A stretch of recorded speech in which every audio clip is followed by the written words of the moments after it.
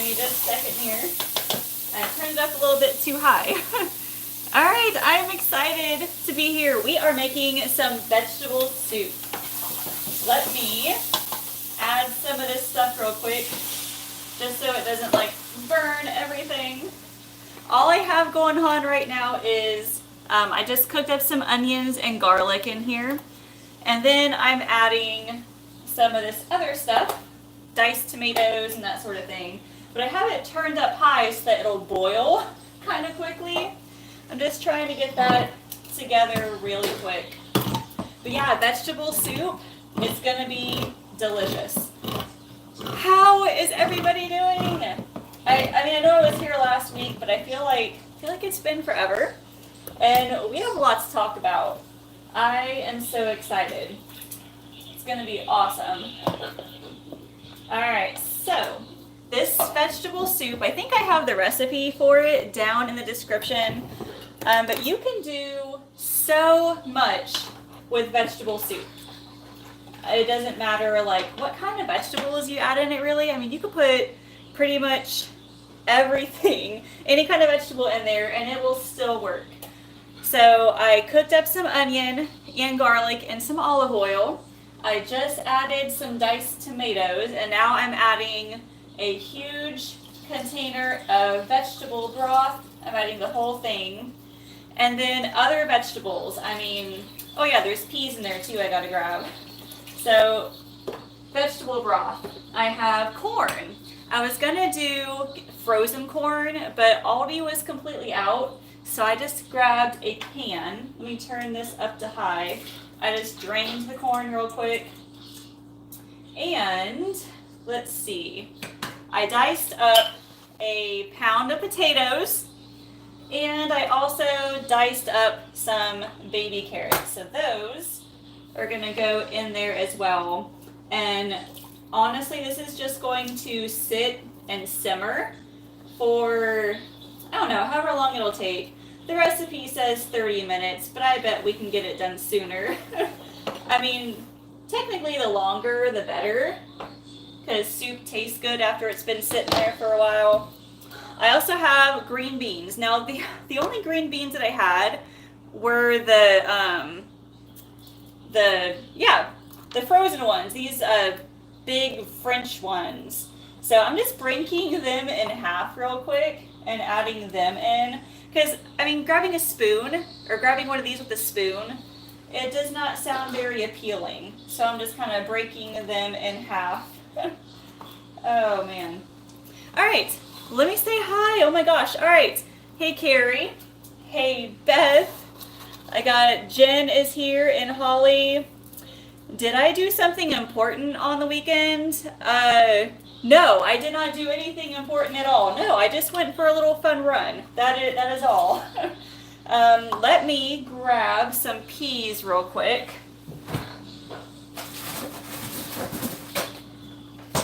I don't remember why I got a huge 2-pound bag of frozen peas. It must have been like Walmart was out or something of the smaller one. They gave me a big one that is now kind of frozen in one big clump. Oh gosh. Carrie, where are my overripe bananas? They're right there, ma'am. I wasn't trying to hide them on purpose, but I'm getting to this bread here in just a second. Alright, so there's 1 cup of peas. And then I'll add some seasoning here in a second too, but let me put this back in the freezer. Alright, so got all the vegetables and alright, salt, pepper, and a bunch of Italian seasoning. And you can add like whatever you want. I'm sure that other seasonings like oregano, basil, maybe chili powder. I don't know. Do you think chili powder would taste good? Oh gosh, I don't know. So I've got all the salt and pepper. I'm going to add about a tablespoon or 2 of Italian seasoning. And then we're going to let that boil and simmer. And I'll show you what I'm going to do with the bread. Let's see. I got to give it a good stir. All right, cool. let's see. Aunt Betty is here and Lawrence is here. Hey everybody, let me give this a good stir. All right, this is gonna be huge. Holy cow. So this serves 6, and the cool thing about broth-based soups is that you get a ton of it for like little calories. This is gonna serve 6, and it's still gonna make like really huge servings. All right, hot sauce. You know, I might add hot sauce to it. I don't know. Yeah, fun run. Okay, marathon. I'll talk about that here in a second. I love it. Jessica is here. Oh, the chili flakes I can put on pizza. That would be good too. All right, let me get these out. So I made homemade bread a couple days ago, but we kind of ate it all already. And plus, I was out for a lot of this morning and this afternoon. And I'm like, there's no way I'm gonna have time to make bread. So I remembered that I got these sub rolls from Jungle Gyms a few months ago. We used a couple of them and then put them in the freezer. And then, so what I'm gonna do is just kind of slice these in half. I'm gonna stick them in the oven for a few minutes and let them like heat up and toast. So we'll see how that goes. I don't know. They've been in the the freezer for a couple of months. So they're not like the freshest. And I got a little bit of ice on them, so I didn't freeze them very well. However, you know, you do what you gotta do. These are sub rolls, so it's not like dinner rolls or biscuits or freshly baked bread or anything like that. But you make do with what you have. Spinach, yeah, you can add spinach to it too. I don't have any spinach, but that would be a good option. All right, so question for you. I've been using baby carrots recently and just like slicing them up because I have not wanted to peel my carrots, like buy a huge bag of regular carrots and peel them. But a couple of you have said that you don't even peel your carrots. You just slice them and then eat them like that. Does it have like a taste or a texture difference? Because if it doesn't taste any different, I will honestly just buy the regular carrots and not peel them. But I just gotten so stressed and it's so sad because it takes me maybe like 10-15 minutes to peel a 2-pound bag of carrots. And by the end of that, I'm like, I don't feel like doing any more meal prep. So if it tastes just fine, then I won't worry about it. One thing I will add later, I made a mistake. I wanted to add some sort of beans, plant-based protein. And I bought a huge can of pinto beans this weekend, but I forgot that I was supposed to use it in this. So I used it in my burrito bowls last night. And I wanted some sort of protein to go in it. So I have some black beans from the freezer. And I know black beans don't quite go in vegetable soup, but you know, I'll do whatever I want. Oh gosh. Jazz up the bread with butter, garlic powder, Italian seasoning, and cheese before baking. I might do that actually. Let me move some of this aside. I might have to do that. That is a good idea. Let's pull out one of these.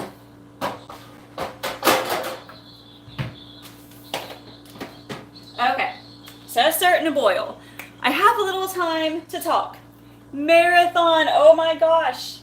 All right, so yes, you probably saw I completed my marathon on Sunday.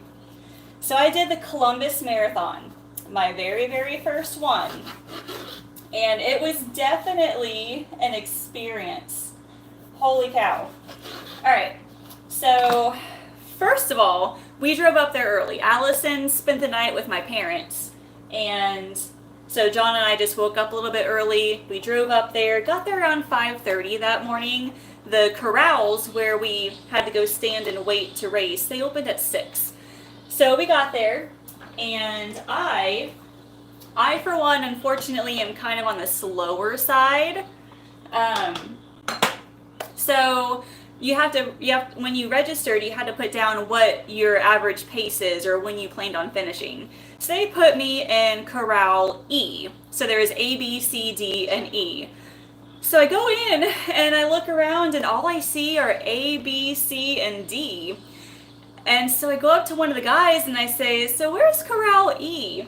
And he says, "Oh, just go in corral D. There is no E. They're just putting everybody like at the end." So I'm like, "Thanks. We're kind of like the reject group." But it was no big deal. I walked back there.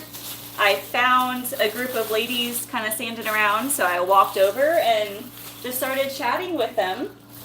And I found my soul sister, my marathon soul sister. It was so amazing.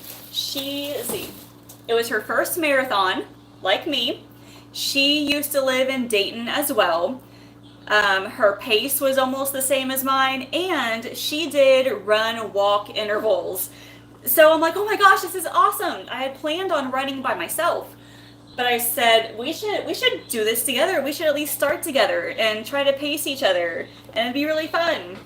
So we did. We started out. It was amazing. It was like 41 degrees when it first started. So I was wearing my hoodie and I had on gloves. I had an ear warmer, but I put it around my neck because I was wearing a visor. So we started, and right around mile 2, like I took off my gloves, I took off the ear warmers, and around mile 5, I took off my sweatshirt and tied it around me. Like I get hot really easily when I run. All right, hold on a second. Let me grab some butter and stuff. Give me 1 second here.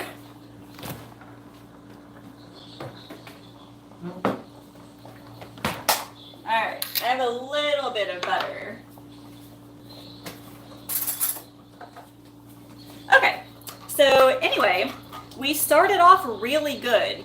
We were averaging like 13 minutes 5 seconds, 13:10. Like we were averaging around that. And we were doing 4 minutes of running and 30 seconds of walking. And we continued that, and it was going well.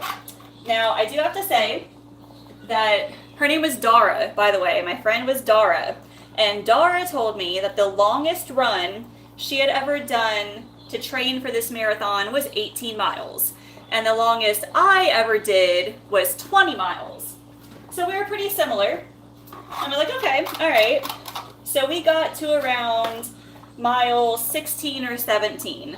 At that point, we got to go through the Ohio State University, like running down the streets through their campuses. And then we got to run around the Ohio State Stadium, like around the outside. So we were out there, and I got to peek in the stadium and look in there. It was so cool. So that was awesome. Once we made it around there, that was about mile 18. And at mile 18, we were starting to get a little tired. I mean, I felt like I could continue the run walk intervals, but Dara, she started to walk, and she felt like she couldn't go any further, or couldn't run anymore. And I'm like, we stuck together for the past 18 miles. I got to make sure she gets across the finish line. So I did. I walked with her. For the last 8 miles, we walked the majority of it. And there were times when I was like, okay, can you run from here to this traffic light? Just do this little bit. And so we do that, and then we walk for maybe another mile or so. And okay, so this is for the Children's Hospital, right? And it was amazing and really emotional because there were kids, like patients from the hospital at every mile, and they were giving out high fives to everybody and like cheering them on. So that was a huge encouragement to be able to give them high fives, like, yes, this is awesome. And then there was the Angel Mile at mile 11 for the children who had already gone up to heaven. So, it was quite emotional. And then, let's see. I'm trying to remember all of it. Like, it all happened so fast. It was just kind of like a big blur. We eventually made it. We made it to mile 26, and we knew we were there because we heard the announcers. And so I'm like, all right, we got to do this. We got to run across the finish line. So we took off, and we saw it. We kept going. I'm like, we got to do it. We can do it. We're here. And then we crossed the finish line together, and she had to walk away and just start crying. I mean, it's an emotional thing. We just ran 26.2 miles for the very first time. It was amazing. So yeah, oh my gosh. So we did it. She and I are actually going to go and have dinner together here in a couple weeks just to kind of celebrate. It was awesome. Hold on a second. Let me get this in the oven real quick. Alright, so in case you didn't see, I just put some butter and garlic powder in there on the bread when I was out. I'm going to stick these black beans in there, and we'll let that kind of heat up a little bit too. So yes, by the time the marathon ended, it was probably a good 56, 57 degrees, which when you're running is the perfect weather. The perfect weather to run is like in the 50s. I love it. So afterward, they gave us, I got my medal, and then they gave us like this huge grocery bag full of food. They always feed you after a marathon because you're basically dying. So in that bag was like 2 bananas, a big bagel, 2 apples, 2 or 3 packages of peanut butter crackers. They had two pieces of string cheese, 2 little cartons of chocolate milk. Like, it was amazing. So I ate a little bit of it. I didn't eat all of it. But John drove me home. I was actually feeling pretty good. What I was worried about throughout this marathon was the front of my ankles. I don't know what it is, whether I'm just not running correctly or maybe my ankle strength is not the best. But the front of my ankles get really tight, and then they start aching after like mile 5. So every time I ran and I went to my walking breaks, I had to try to like roll out my ankles just to try to make them feel better. So that worked. And oh my gosh, I was so sore on Monday. I could hardly get out of bed. Thankfully, I'm feeling a lot better. My calves and my quads are still a little bit tight, but I'm definitely not as sore. I'm really not even all that sore anyway, which is good. So we got home probably around 3:30, picked up Allison. I got frozen pizza. I knew that when I finished this marathon, there was no way I was going to cook. So John got out the frozen pizza, cooked that for us. And then he went to Frisch's for us and got us some hot fudge cakes just to kind of celebrate. Because when you run a marathon, I mean, you can eat whatever you want afterward. But yes, it was amazing. John, okay, so I ran 26 miles. John looked at his Fitbit. He walked, what did he say? 15 miles, almost 15 miles. He was walking around Columbus trying to catch us. He took videos, he took pictures of us. So I'll be sharing a bunch of those clips next week. It was amazing. And before I started the marathon, I wasn't sure if I wanted to do another one or not. But after I ran it, the next day I'm like, yeah, I'm doing it again. And I might do the same one next year. I am so excited.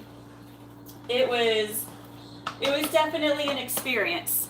Amazing. Yes. Yeah, that was my marathon. So I'm going to go back into running probably tomorrow or Saturday. I haven't run since then. I've just kind of been trying to take it easy, going for walks. All right. So the vegetable soup is almost done.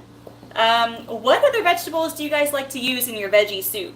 I put in potatoes. I have the peas, corn, carrots. The recipe called for celery, but I'm not a huge fan of celery. Someone said spinach. I like putting spinach in there too. Sometimes I know pasta is not a vegetable, but I will put pasta in there as well. Yeah, chicken would go well in there too. Um, a lot of times I would make vegetable soup with ground beef. Just, it's still technically vegetable soup, but it wouldn't be vegetarian at that point. So it's looking pretty good. It hasn't been cooking for the 30 minutes that it said, but it should maybe be done. Let me see. Where I'm just looking for the potatoes and carrots to finish cooking. And then it should be good. Alright. Just give me a second here.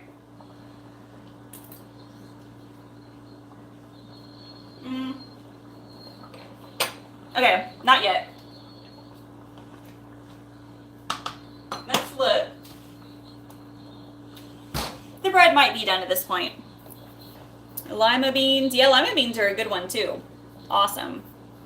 Okay, so carrots. Yes, apparently I can, as long as I brush the carrots, clean them really good, I don't have to, I don't have to, what am I saying? I just got distracted. I don't have to peel them, as long as I can wash them really good. Yes. Alright. Alright, here we go. Let's see what the bread looks like. I put it in for 5 minutes. So let's see. Oh, it smells amazing too. Alright. It's kind of toasty. I don't want it to burn or anything, so I'm just gonna let it sit there. A little bit of shredded cheddar might go good on it. Parmesan cheese. But right now, it's currently 64 degrees. So maybe not quite soup weather, but it is close enough for me. All right. But, oh gosh, this week, I have just been crazy.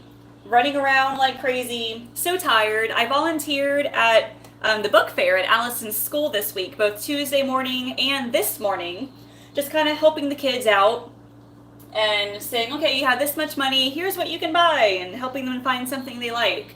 And I went today because Allison, this was her day to go, so I got to go and help her and have lunch with her.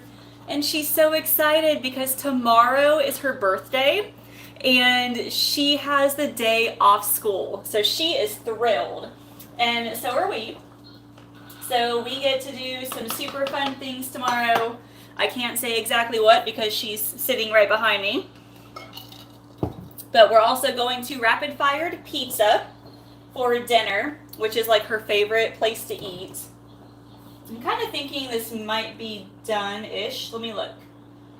I'm just looking for the carrots to be kind of soft.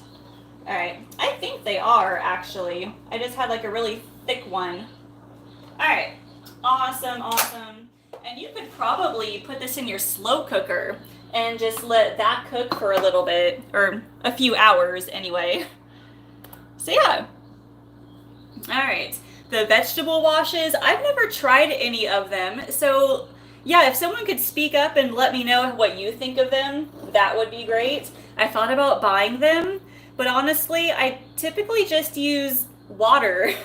For my fruit, I use like a water vinegar mixture, but nothing like too fancy. And this soup looks amazing. And yeah, it's gonna make some really good servings. So let me show you the bread.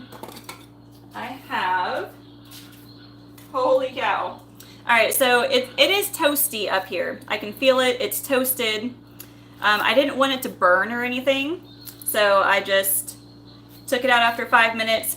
Thank you for the idea of putting the butter and garlic powder on it because that's gonna be amazing. So as far as the soup goes, it was pretty good.